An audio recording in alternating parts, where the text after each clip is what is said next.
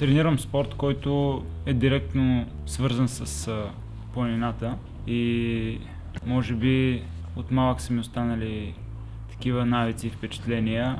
Тренирането в планината винаги ми е носило страхотно удоволствие.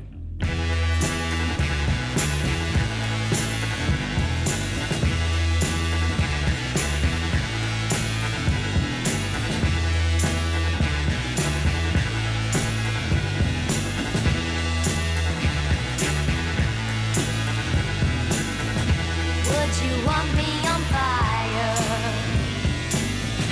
Would it help you to see? 'Cause I can tell what it looks like. Планината дава много по-големи възможности за разнообразни тренировки, защото имаш профил на терена, по който бягаш. За мен лично е несравнимо с бягането по писта или бягането по някаква обиколка на асфалт, просто нещата са несравними.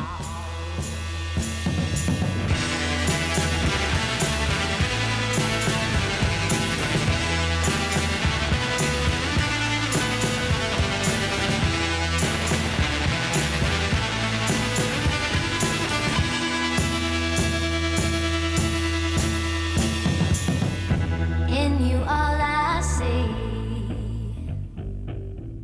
Абсолютно всеки един сезон е подходящ за трениране и бягане в планината. Няма значение дали вали дъжд или сняг, или е много топло. Човек, ако има желание, намира във всичките тия условия приятните моменти.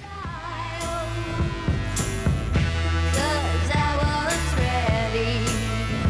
You were there, that was all.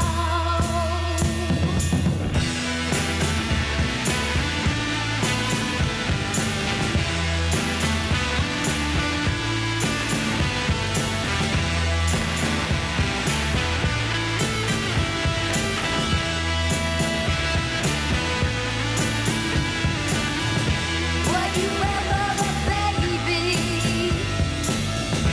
Were you ever a child? Деня на спортиста протича общо взето по един и същи начин и той е подчинен на тренировките.